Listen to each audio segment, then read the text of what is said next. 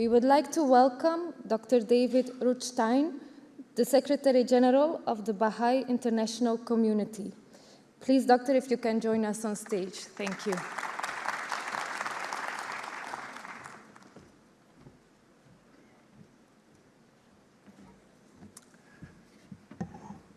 Good morning. First, I want to acknowledge the wonderful talk of my dear friend, Sheikh Mafak Tarif, who I love very much, also from Israel, and we find ourselves together at many different venues around the world. So, please. Government officials, distinguished guests, conference sponsors, honored attendees, brothers and sisters.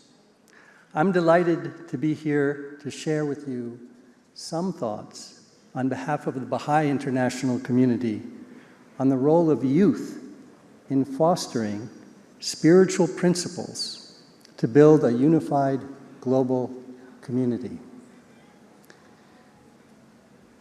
The world order that emerged several generations ago has brought wonderful material advances, but it has also brought some stark limitations and inequities.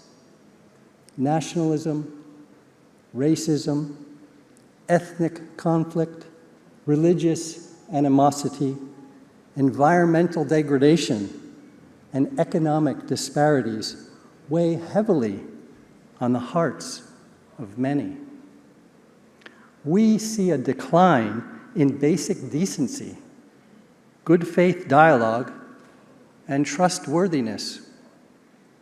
Leaders and institutions are perceived as discredited by corruption or inadequacy. Yet, increasingly, it is youth who, less encumbered by outmoded ways of thinking, recognize that the human race is one, and its populations are interdependent. And they are correct. Humanity is one species comprised of people with an infinite diversity of physical traits who create and live in different societies and cultures, all of which occupy the same single beautiful planet. A dispassionate assessment of current environmental, economic, and political realities demonstrates the intertwined facet of our existence, our essential human oneness and interdependence. The acceptance of this fact is a prerequisite for advancing a unified global community, a prerequisite that many young people already understand. However, youth are still frequently regarded as threats or problems to be solved. Even well-intentioned institutional efforts designed to empower them often confine their engagement to specific issues rather than broader societal challenges. These efforts structure their opportunities in symbolic ways or place them in demanding situations without adequate training or support. Thus, the vast potential to transform society for the better lies largely untapped within the world's young people. About 40% of the world's population is under 24 years of age. There are 2.4 billion people between the ages of 10 and 29. Recognizing and releasing this potential can lead to new patterns of interaction between generations. But this requires profound rethinking of attitudes and assumptions about youth. This is beginning to happen. Young people's roles in transforming and advancing societies are being increasingly recognized and explored. This conference is an example. Given the sheer numbers of youth in the world, if properly trained and drawn upon, they would have a global impact. How should we begin, and what tools can we provide them? It is religion that teaches all of us that human nature is fundamentally spiritual. Yet, the rise of religious fanaticism and the corruption of religious institutions have disheartened many of the world's people. Many have increasingly turned to materialistic pursuits or man-made ideologies only by focusing on the spiritual dimension of human reality, that unifying policies and programs can truly reflect the experiences and aspirations of the planet's inhabitants and elicit their support and active participation.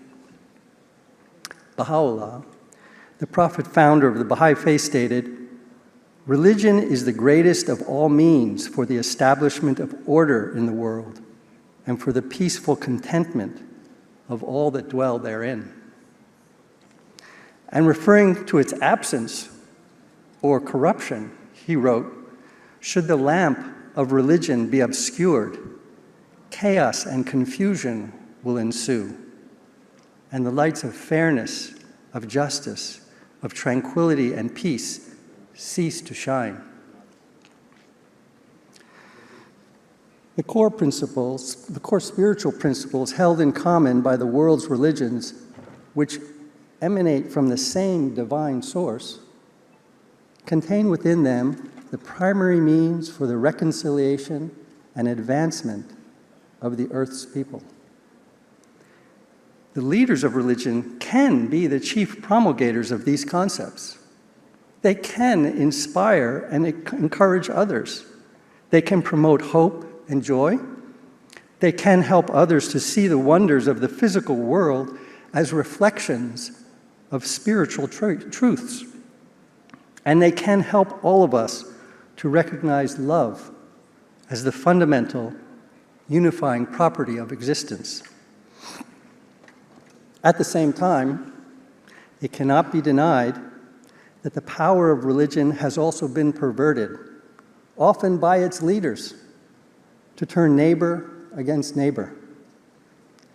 The Baha'i writings state, "Religion must be the source of fellowship, the cause of unity, and the nearness of God to man.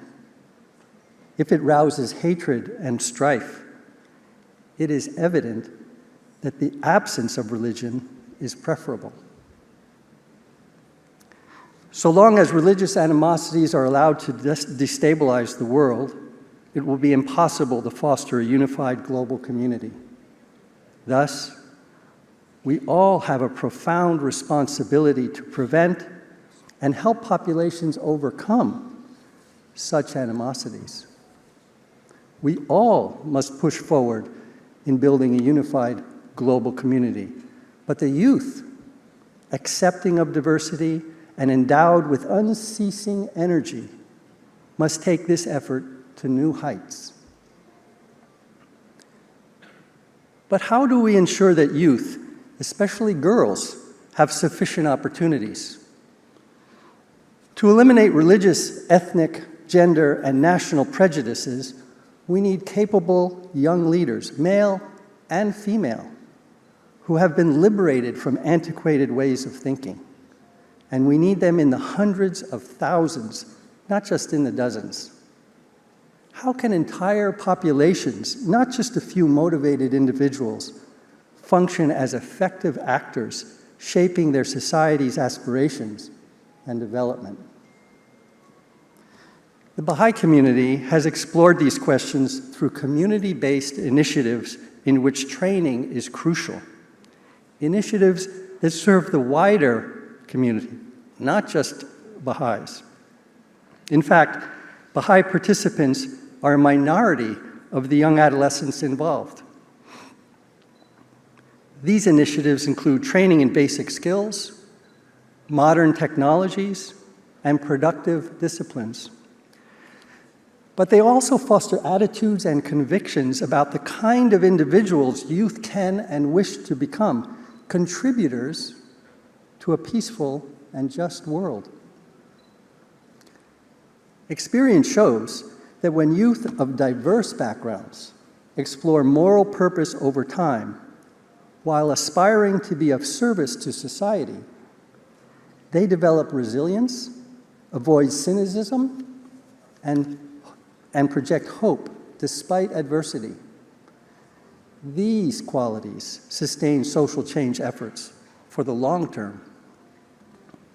An example is a program for the moral empowerment of young adolescents, which currently serves 300,000 young people of all backgrounds in 35,000 neighborhood and village-based groups in over 180 countries. A network of 330 national and regional training institutes enables youth of all religious backgrounds to sustain several 100,000 community-building activities simultaneously, involving 2 million neighbors, friends, and families. While such figures are modest, sustainable endeavors often begin small, then grow in scale and impact. In this example, individuals are developing new moral, intellectual, and practical capacities, and they develop genuine acceptance of others while accommodating and coordinating complexity. This program starts humbly and grows within local populations, complementing the mastery of scientific and social disciplines and transcending the allure of often trivial material distractions. No matter how far the material world advances the Baha'i writing state, it cannot establish the happiness of mankind. Only when material and spiritual civilization are linked and coordinated will happiness be assured. Going forward, we must encourage everyone to act in ways that are consistent with the rational soul, the chief instrument of which is the human mind, unencumbered by the man-made barriers that keep us apart. We must champion the abolition of all forms of prejudice and exclusivity while celebrating the diversity of the human race. Defend the right of every individual to investigate truth for themselves. Uphold the equality of men and women. Advocate for the harmony of science and religion. Recognize that every human being is endowed with latent capacities, and thus everyone must have access to education, especially girls, who are the first educators of subsequent generations. And we must be bold proponents of both peace and justice.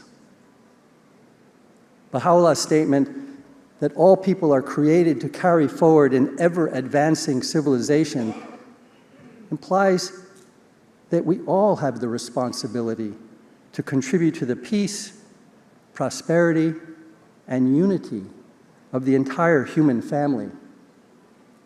Our youth may be most effective at doing so. Thank you.